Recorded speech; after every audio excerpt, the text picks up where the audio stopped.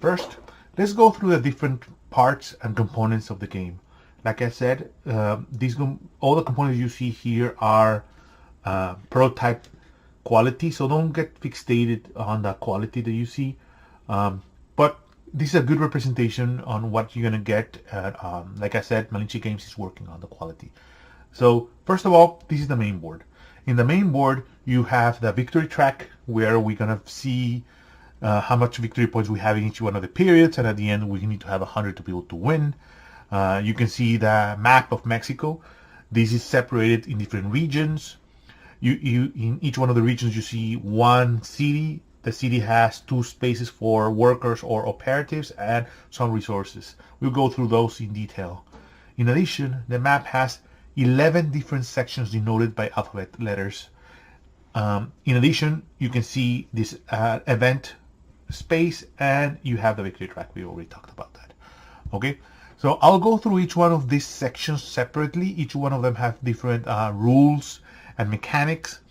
But this is the main board. Let's just talk 2 seconds about the tableau. The tableau, this represents your faction. You have a definite number of operatives that you're gonna work, and basically right now I'm planning to play solo, so I get 6 operatives. But if you play with more players, you have a restriction here. And then this is basically the formula you use to calculate, depending if you get tombs, you get special powers and special benefits, and this is the resources you get, and this is the starting region, and this is the resources. And this guy is the leader for this faction, and in this setup I just drew that, and the rules of the game say that if you draw that leader, you just put it there. So this is basically the game. Let's go through each one of the sections separately, and I'll explain how each one of them is used, and then at the end I'll wrap up with a general structure of the game and then play a couple of rounds. Let's go through each one of the sections on the main map in order. That way we can understand all the anatomy of the main map, and then at the end I'll go through each one of the phases of the game and how this all ties up. So let's start with section B. I'll skip A, we'll do that later.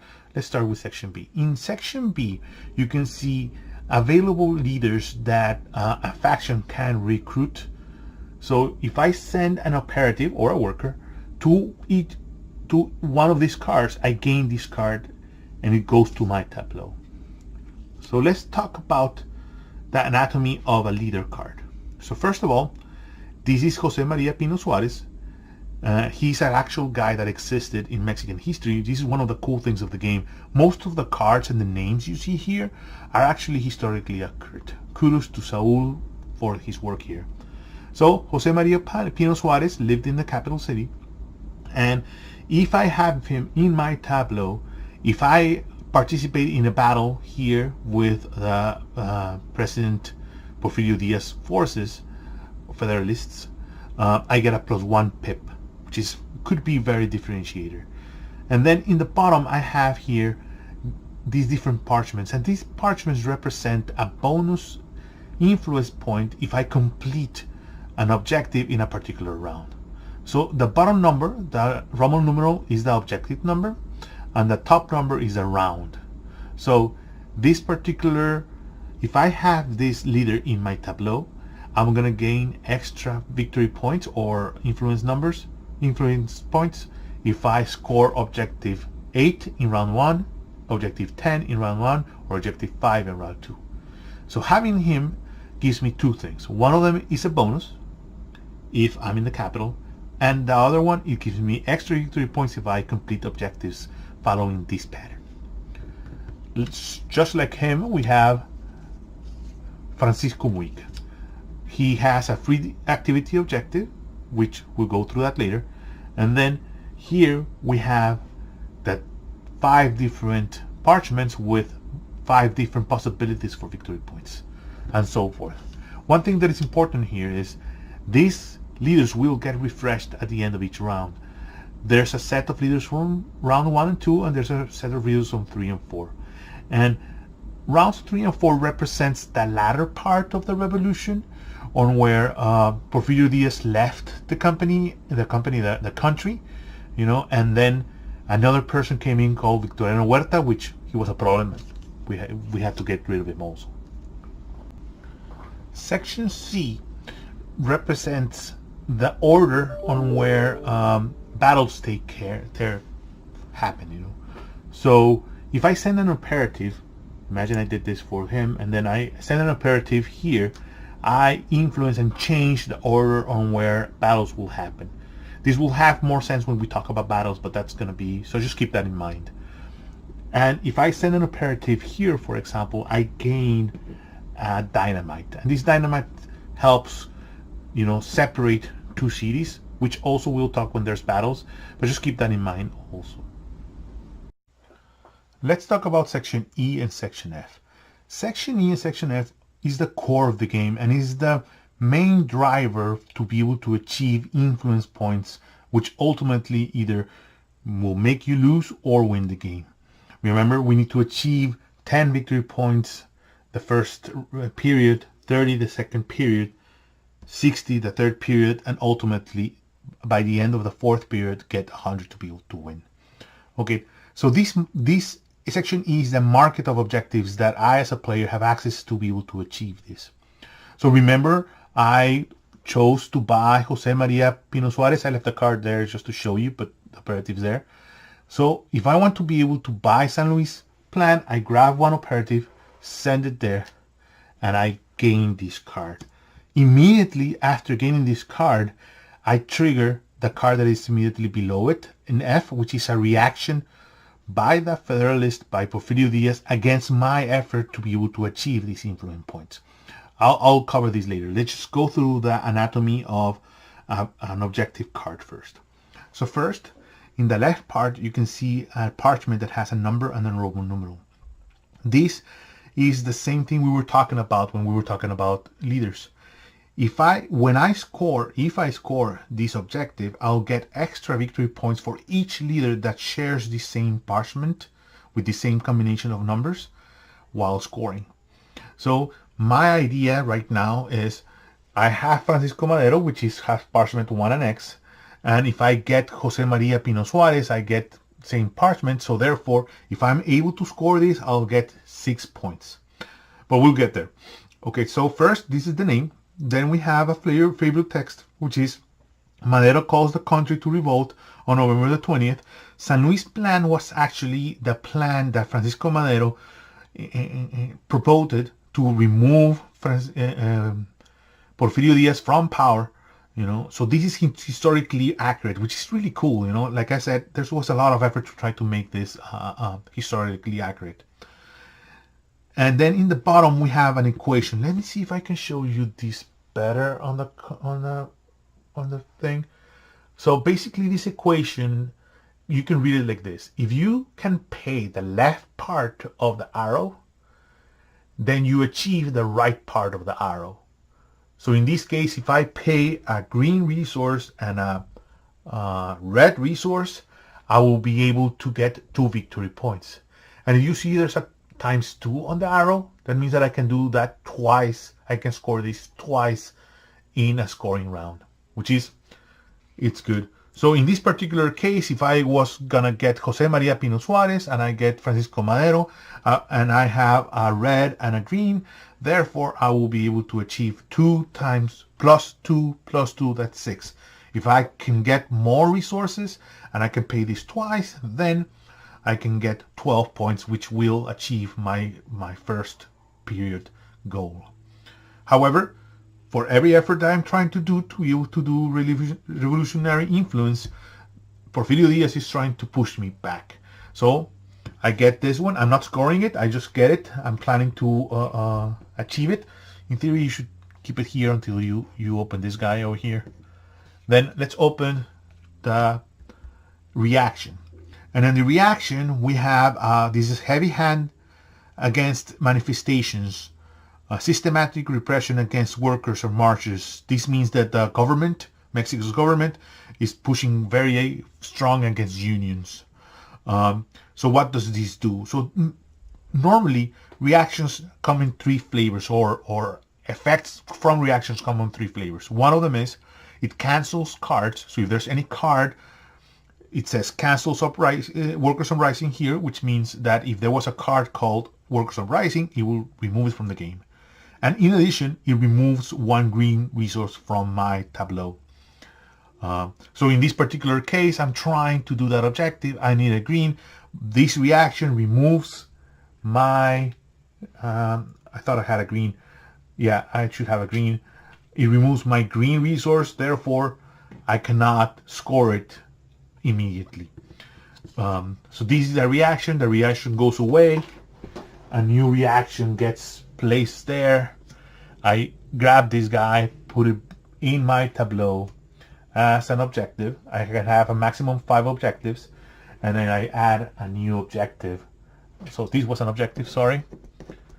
I put this objective here, and then I add another reaction here. Okay, so that's how that works. I can send multiple operatives, try to gather multiple objectives, and then once I get the correct resources, I'll try to score them, but we'll see that later. Let's talk a little bit about Section G.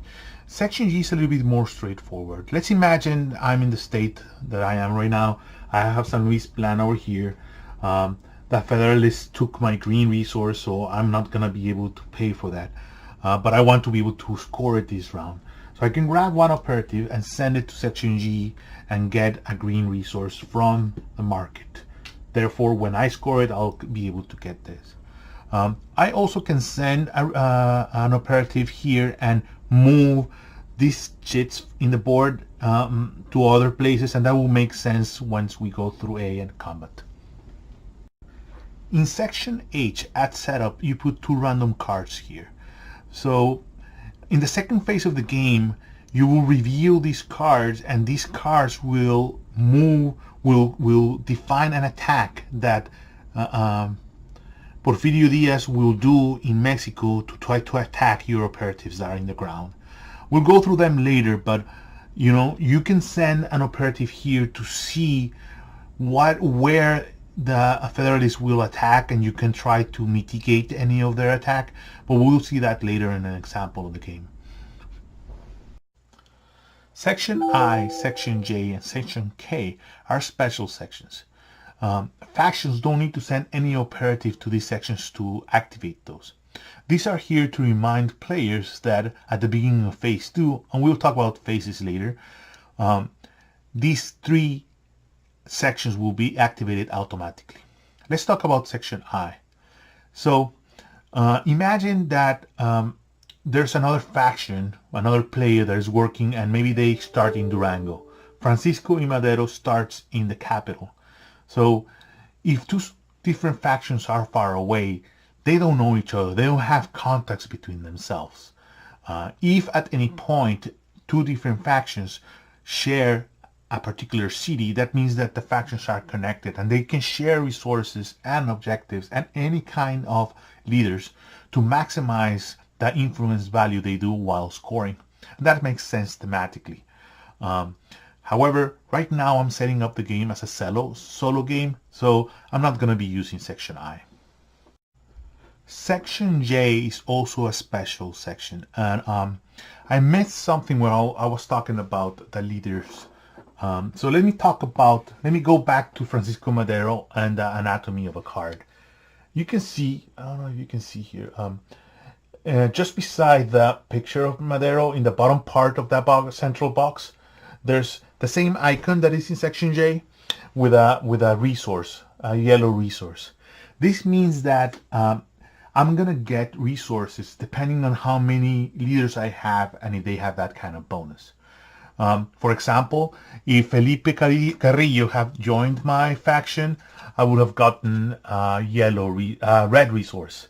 But there's other leaders that don't grant that kind of bonus. That's why Jose Maria Pino Suarez don't have that one.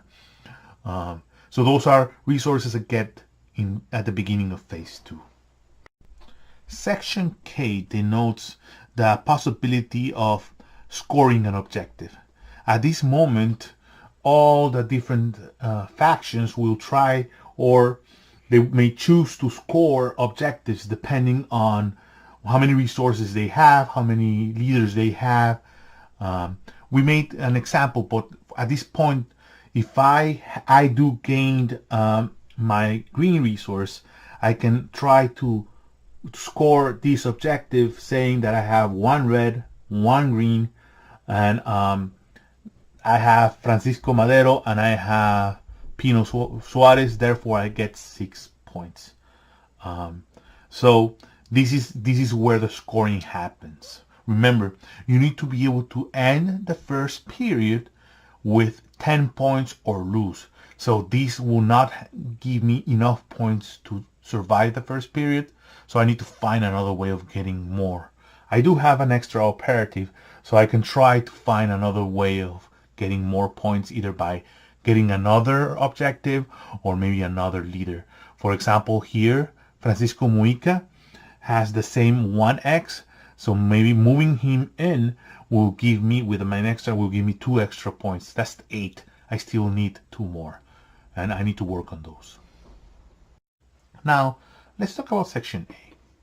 Section A depicts the map of Mexico, and the map of Mexico is divided in sections. Each one of the sections has a city. Within the city, you can see a list of resources and a list of spaces for operatives or workers. Normally you see 2 resources, but there's cities that have 3. For example, Puebla or Chihuahua. Players can move operatives from their tableau into any city following 2 simple rules. The first rule is you cannot move an operative into a city that is already fully occupied.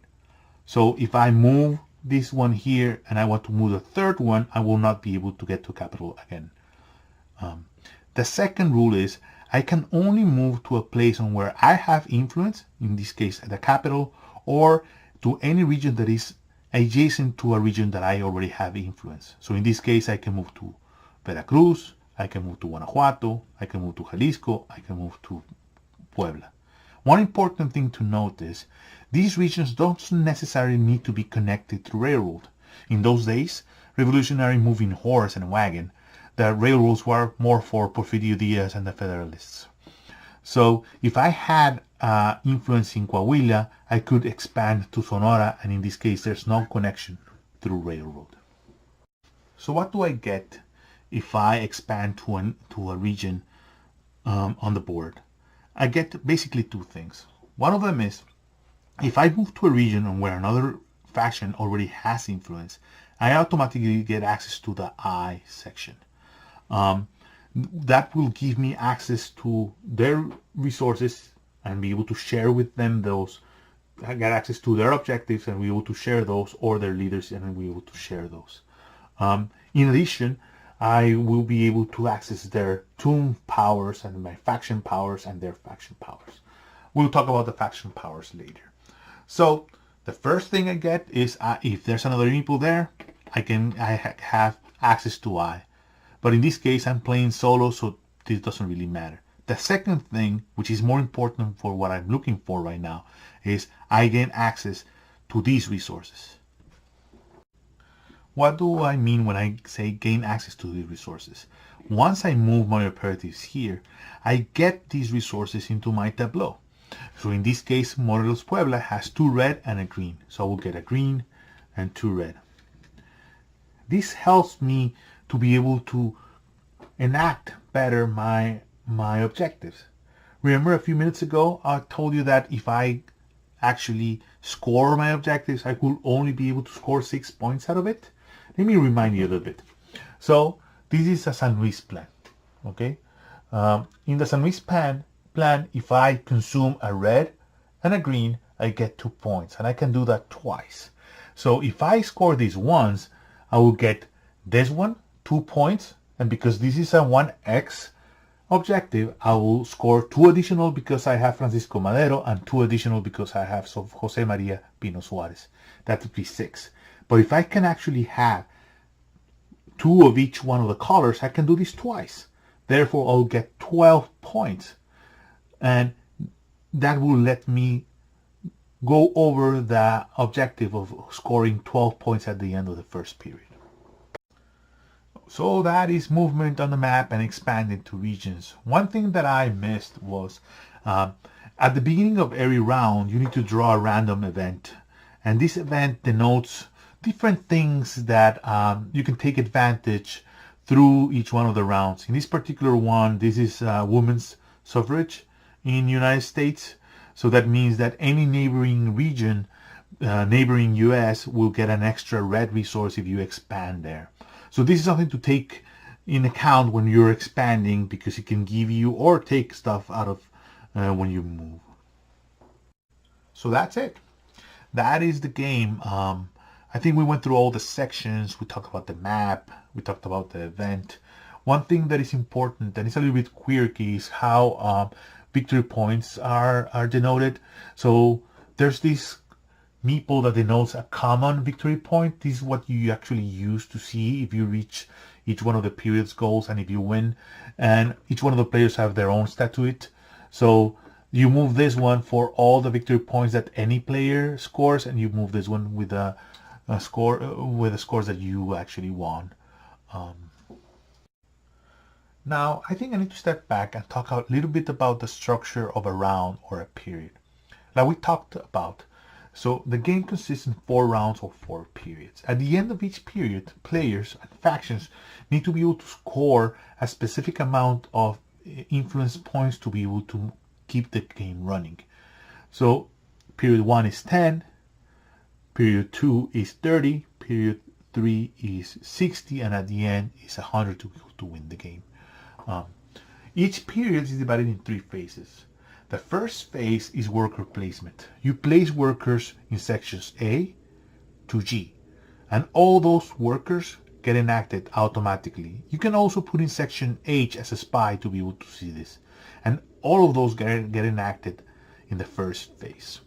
After phase 1 is completed, in other words, we've put all the different operatives or workers across the board, then phase 2 starts. And phase 2 starts with uncovering these 2 cards. These 2 cards represent the Federalist leaders and attacks they're going to do in the country. So let's start with the first one. The first one, Bernardo Reyes. Bernardo Reyes, let me show it to you. I don't know if you can see it this closer. So in the top part, you can see a die. And it tells you that Bernardo Reyes has a +1 in his die. And then it shows you which regions he's attacking. It reads, attack Nuevo León, Tamaulipas, which is this region over here, and from there to regions adjacent communicated by train tracks. Remember we talked about the dynamite? We put a dynamite over here. So Bernardo Reyes will attack these 2 neighboring cities because these are the only ones that are connected to train tracks. But this one is protected. If we had influence in Chihuahua, Durango, we would have been protected against that attack. Because we don't have any presence there, this card basically does nothing. So we locked out here. Let's talk about the next card. Oh, this is Juvencino Robles. Attacks the Morelos Puebla, and from there the capital by the train tracks. So this is actually a problem for us. We do have an operative in Morelos Puebla. We require these resources, so if we lose this operative, we lose those resources. Therefore, we will not be able to enact the San Luis Plan double, and we're going to be host. So first it attacks Morelos Puebla and then attacks the capital. So we have issues here. Let's resolve this battle one step at a time. Juvencino Robles attacks Puebla first and then attacks the capital. So first, let's see how many bonuses the Federalists have and then how many bonuses I have. I do have Francisco Madero and Jose Maria Pino Suarez, but both of them give me bonus in the capital, but they don't give me anything in Puebla. So let's see how it goes. I'm going to roll 2 dice and hopefully I'm going to be able to survive the attack. So I roll a 3 and a 4. Okay, so Juvencino Robles has a +1, so I'm going to change this to 4. So this is a draw. However, this is where C comes to play. So because I'm in front of black on on the order track, this draw favors me because I'm in the top. So I actually logged out. I survived the attack in Puebla. Next is the capital. In the capital, I'm a little bit more of a protected. So I do have two leaders that give me a +1 in the capital. That's a +2 in my white die, and I do have a cannon. This is me a +4 in total. And obviously Juventino has a +1, so let's see how it goes. Okay, so I rolled 2 6s. So Juventino, this is a 7, and this is actually at 10. I actually survived the capital also. That's really awesome. So I survived. So I think I moved this by mistake earlier. Okay, so now I survived H. If I had access to another faction, I will be able to trade. J, I get a yellow resource. And then K, I can score. So now I'm trying to score San Luis Plan. So I can do that twice. So I take 2 red, 2 green, and I get 12 points. So I move my meeple to 12 and the community score tracker to 12. So I really lucked out running a 6 and a 6. But what happens if I rolled maybe a 1 and now I lose the battle of the capital? So what happens is, first, this operative goes out of the game. If you notice, I have a finite number of meeples or workers or operatives that I can use. So permanently losing one of these operatives is bad in the long run of the game. The second thing that happens is that I lose the cannon, and I lose the resources that are depicted on the city that I lost. So I would have lost green, a yellow, and anything else. This is kind of like a wild card. So this is really bad because if I lost that, I would have not been able to score that objective. Therefore, I'd be host. Thankfully, that didn't happen. I do have the capital thing here, and we survived the attack. Now let's talk about phase 3. So the first thing you check in phase 3 is that if you achieved or overcome the goal for period 1, and period 1 goal of influence points is 10, so we achieved that. The second thing you do is you return all the different operatives from the board, from section B to H, if you put something in H, back into your tableau. So I'm going to grab this guy here, this guy here, this guy here, this guy here, and this guy here. Because I put one meeple here, I don't move it from here. I take it from my resource, my source of operatives. So one thing that is important to note is these remain here. So I need to be careful where I expand and how much I expand. And this is where I can move and get resources through G later. So the next thing you do is you refresh the market. If you notice, all these objectives are phase 1, so I'm going to remove those. And these are all the reactions for phase 1. I'm going to remove those. I'm going to add, now we have phase 2 objectives. I'm going to add these ones here. I just added this one also because these are for round 1 and 2, so that's okay. Then I am going to add reactions for round 2. So now I'm gonna gonna use that one. I uncovered it. Needs to be face down. Okay, and then I am gonna remove these 2 guys from here. These are out of the game. I'm gonna use these 2. So when I set up, I shuffled the 1 and 2, and I know one of these guys is going to be Porfirio Diaz, so I need to be careful. So I refreshed the market, refreshed the objectives and the reactions, refresh the federal leaders, and that's from the refresh phase. At the end, there's a restriction that I can have only a maximum of 5 revolutionaries and or 5 objectives or 5 resources. So once I did that, I'm ready for the next round. Before I move on, there's 2 things that I forgot to mention in the refresh. So the first thing is that if you have tombs, if either operatives died or leaders died, you get tombs. You can have a maximum of 5. You can carry on to the next round. And then the other thing is that the order track, the one that is in the front, goes to the back, so that now, in this case, the Federalists can win on ties if we battle.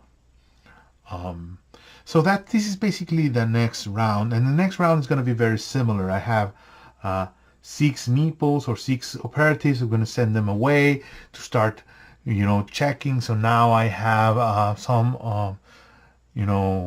objectives there that I can try to look. They're a little bit more expensive. I need a bunch of more resources, but I get more points. President Madero, I get 1. I can do it twice or 3 times. I can do it 3 times. So that's really cool. I could get 3 points out of this card, so that might be a good idea.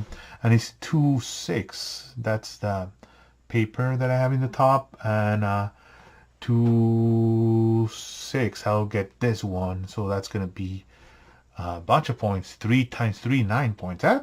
That's something that I can think of. I don't know what's gonna be the reaction here though, but so that's one side of the story. And from here I have a 2-4.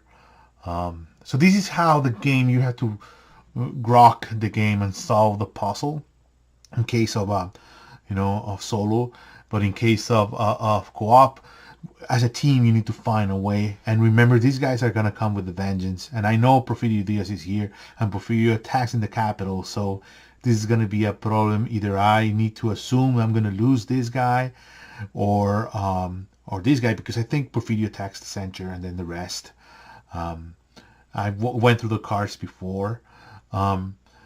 I need to reach 30 by the end of this period, and I have 18 to go. It was 12 was difficult, now I have 18, and I think this objective went away because I actually scored it, so it goes away now. So this is the game. I think it's a really good game. I need to refresh this also. So I think it's a good game. It has a lot of potential.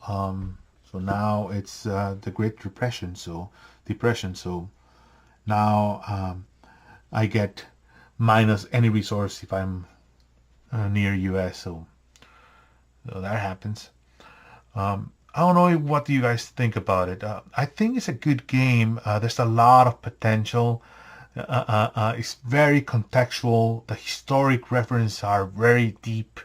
I love the idea of having this tug and pull from the revolutionary factions and the federalist factions. I might do a couple of more rounds to see how it goes, but this is the game.